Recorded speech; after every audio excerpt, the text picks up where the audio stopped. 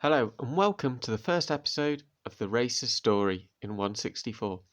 In front of us today we're going to be looking at one of the most iconic cars of the 1980s, the Ford Sierra Cosworth RS500. In front of us we have four examples from four different races that feature the Group A Touring Car Championships.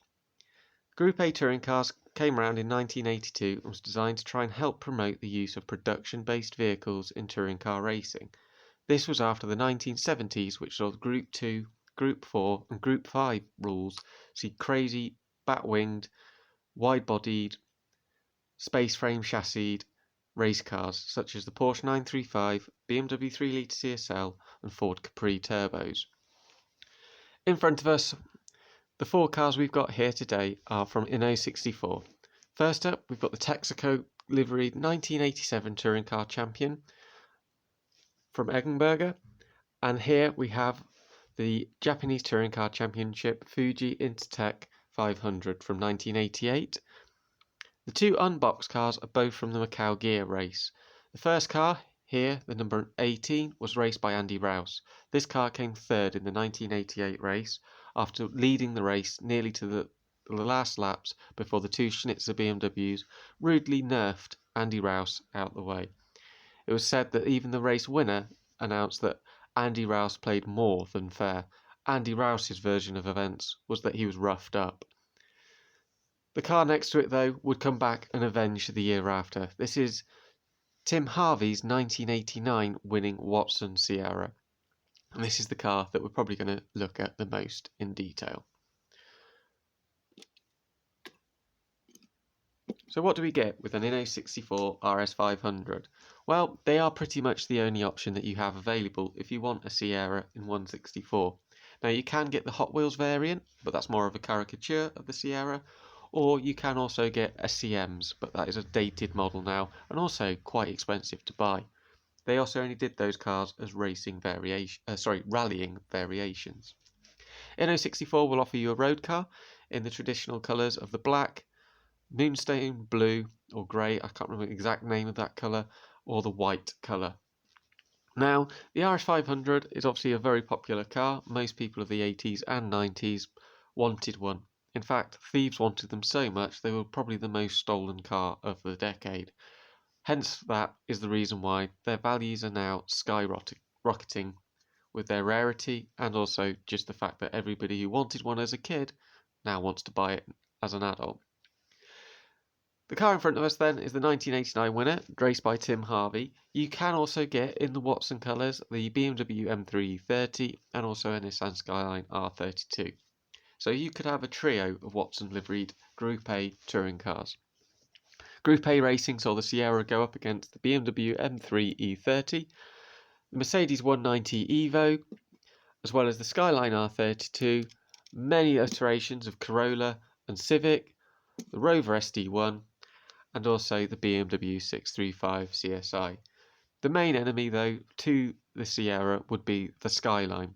After the Sierra pretty much whitewashed every single kind of touring car event possible, the Nissan Skyline emerged in Japan with its four-wheel drive systems. Eventually, it would appear in Australia, before eventually appearing as well at the Spa 24 Hours and claiming a win there. The Skyline R32 did kind of see the end of the Group A era. By 1993, most championships had now adopted the new Super Touring regulations. So the Sierra was probably the start of the end of the Group A era, although it is now probably the most iconic car of that decade. Inno64 have already announced two more racing variations. We're going to see the Benson & Hedges Australian touring car, as well as also a Pop Race Macau livery. That car is from the 1988 race from Macau, I believe. The casting's done really, really well. The shape's caught really well when you think about the fact that this was quite a different and unique style of car. When it was announced as the replacement to the Cortina, a lot of people did not like the jelly mould, as it was called, Sierra.